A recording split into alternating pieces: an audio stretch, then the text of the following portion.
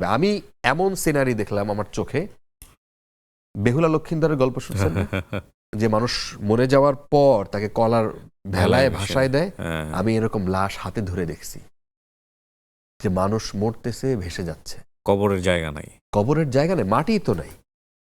এবং ওই যে যে ভেলায় তাকে ভাসায় দেয়া হয়েছে সেখানে প্লাস্টিকের বোতলের মধ্যে, আমি একটা প্লাস্টিকের বোতল পাইছি, সেখানে গন্ধ, কে যাবে, মানে ৩-৪ দিন হয়ে গেছে মৃতদেহ, মাছি আর উপরে মশারি দিয়ে ঢাকা।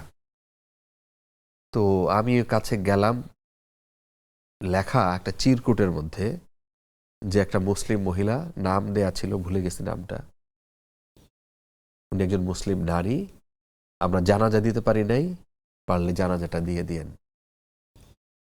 আমরা ওখানে দাঁড়ায় জানাজা করলাম, নৌকার মধ্যে দাঁড়ায়, বোট নিয়ে।